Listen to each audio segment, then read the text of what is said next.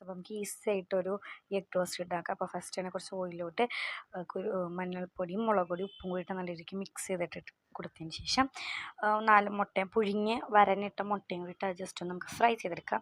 എല്ലാം ലോ ഫ്ലെയിമിൽ വെച്ചിട്ടാണ് ഓർഡർ ചെയ്യാൻ, അല്ലെങ്കിൽ കരിഞ്ഞു പോകും.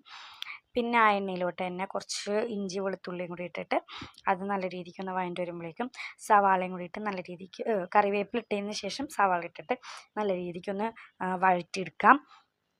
അതിനുശേഷം കുറച്ച് ഉപ്പും കൂടി ഇടണം കേട്ടോ, ആവശ്യത്തിനുള്ള ഉപ്പും കൂടി ഇട്ടിട്ട് വേണം നല്ല രീതിക്കൊന്ന് വഴറ്റിയെടുക്കാൻ. അപ്പോൾ ഉപ്പിടുമ്പോൾ സവാള പെട്ടെന്ന് വഴണ്ടി വരും.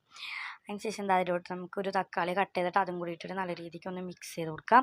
പിന്നെ കുറച്ച് മഞ്ഞൾപ്പൊടിയും മുളക് പൊടിയും പിന്നെ ഇട്ട് നല്ല രീതിക്ക് മിക്സ് ചെയ്തതിന് ശേഷം കുറച്ച് കുരുമുളക് പൊടി ഇട്ട് മിക്സ് ചെയ്ത് കൊടുക്കണം. അതിൻ്റെ ആവശ്യത്തിന് വെള്ളവും കൂടി ഒഴിക്കാം. എന്നിട്ട് നമ്മൾ പുഴുങ്ങി വെച്ച ആ ഒരു മുട്ട ഉണ്ടല്ലോ, ആ ഒരു ഇതാക്കി വെച്ചാൽ അതും കൂടി ഇട്ട് കൊടുക്കാം. അപ്പോൾ ഇത്രേ ഉള്ളൂ, ഈസി ആയിട്ട് ഉണ്ടാക്കാം. അപ്പോൾ ഇഷ്ടപ്പെട്ടാൽ സബ്സ്ക്രൈബ് ചെയ്ത് സപ്പോർട്ട് ചെയ്യുക. അപ്പം നമുക്ക് അടുത്ത വീഡിയോ ഇട്ട് വരാം. അതുവരെയ്ക്കും ബൈ.